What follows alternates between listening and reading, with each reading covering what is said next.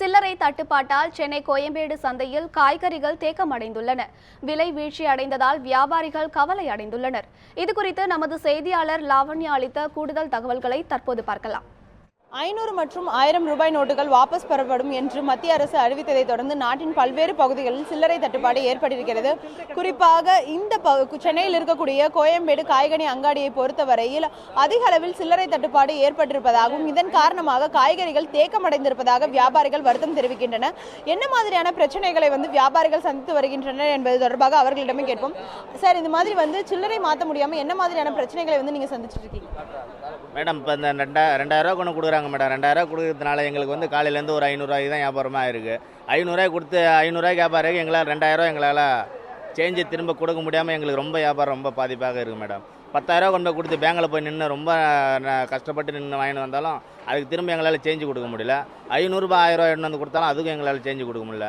இதனால எங்களுக்கு ரொம்ப பாதிப்பு ரொம்ப ஓவராக எங்களுக்கு அதிகமாக இருக்குது மேடம். அதாவது இயல்பாகவே பருவமழை காலங்களில் காய்கறிகளின் விலை சற்று குறைவாகத்தான் இருக்கும்.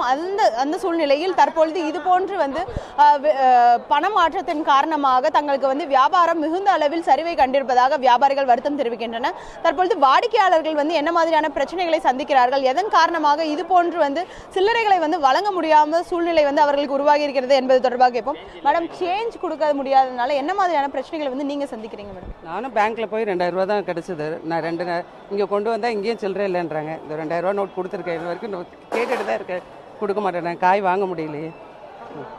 அதாவது வங்கிகள் 2000 ரூபாய் மட்டுமே வழங்கப்படுவதனால் தங்களுக்கு உரிய சில்லறை கொடுக்க முடியாத சூழ்நிலை உருவாகி இருப்பதாகவும் இதன் காரணமாக தங்களுக்கு தேவையான அத்தியாவசிய பொருட்கள் வாங்க முடியாத சூழ்நிலை வாடிக்கையாளர்களுக்கு உருவாகி இருக்கிறது. அதே போன்று வாடிக்கையாளர்களுக்கு உரிய சில்லறை கொடுக்க முடியாத சூழ்நிலை கடைக்காரர்களுக்கு உருவாகி இருப்பதாக தெரிவித்திருக்கிறார்கள். ஒளிப்பதிவாளர் அசோக்குடன் லாவண்யா, நியூஸ் 7 தமிழ், சென்னை.